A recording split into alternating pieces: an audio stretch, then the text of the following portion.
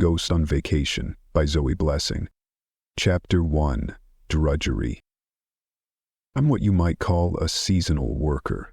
Every December, my two co-workers and I are given a list of clients, usually curmudgeons in ostentatious houses who spend their days making profits instead of friends. My job is to show them how no one except their money managers will mourn their untimely deaths. Or in Eddie's case, how no one visits his drooling self 20 years in the future. "That can't be me," he says, staring at his paunchy, glassy-eyed future self moored in a wheelchair next to a wilting poinsettia. "What am I doing in a nursing home?" I say nothing. Around us, the other residents have families with children laughing and cuddling their grandmas. Where are my kids? Eddie peers up at me for answers.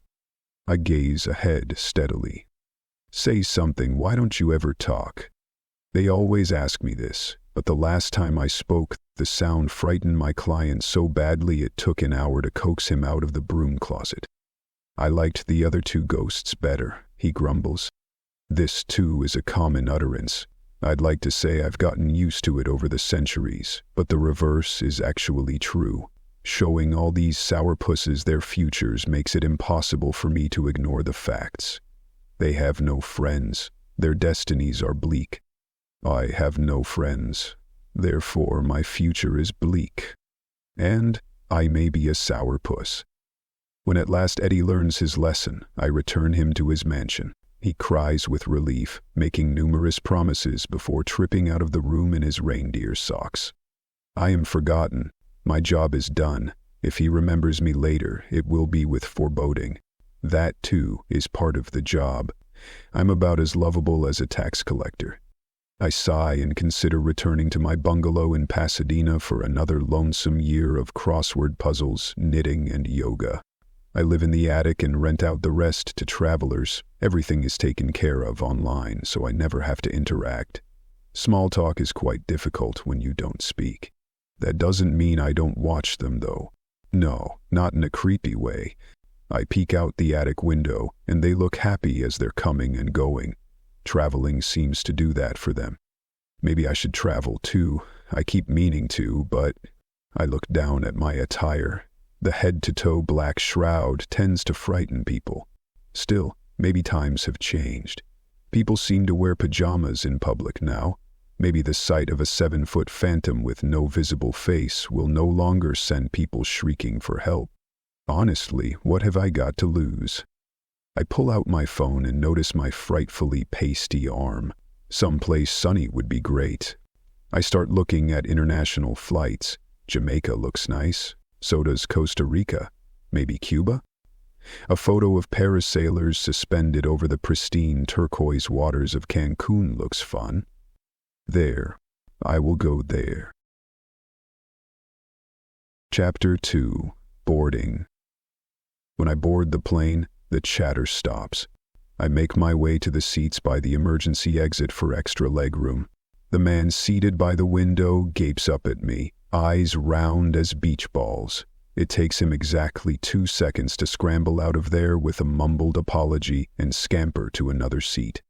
No one sits next to me. No one talks to me except for the flight attendant, who cheerfully hands me a packet of pretzels and a cup of ginger ale. When we arrive at the airport, wary travelers keep their distance. No one asks if I want a taxi. No one tries to sell me a condo. All the smiles are for other people. Maybe the city will be different. Chapter 3. Kindness. It is not different. My intimidating presence renders people mute and incapable of hospitality. They don't understand that I'm not here for them. I'm here for me. One group of tourists think I'm an attraction of some kind and take turns snapping selfies with me. I wander away from the crowded stalls of vendors toward the unpopular part of town where the streets are cracked and littered. Here, residents bustle past, doing their best to ignore the hooded stranger in black robes.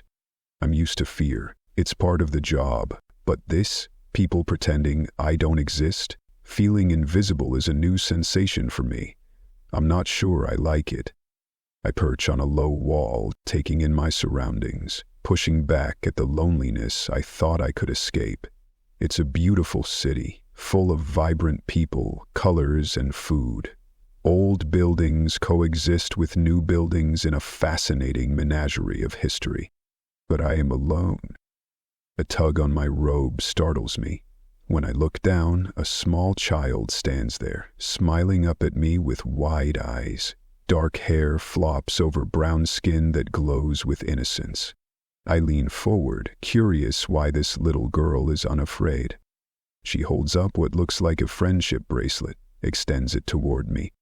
Realizing she probably wants me to buy it, I reach into my pocket.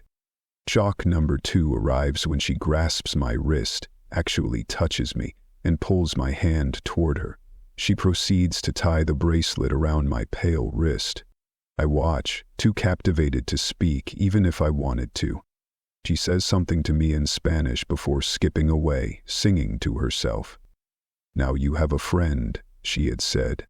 I stare at the bracelet in wonder, yellow flowers embroidered into a red base. It's beautiful in its simplicity. Something shifts within me, something subtle yet powerful. I feel lighter. My face, forever hidden from human eyes, contorts into an unfamiliar shape. I reach into my hood and touch it. Is it true? I trace the curve of my mouth. Yes, it is true. Something I never thought possible has happened. I am smiling. Thank you for listening to Ghost on Vacation by Zoe Blessing. Kindness is an important theme to Zoe, so if you enjoyed this story, be sure to like this video and subscribe so you can discover more.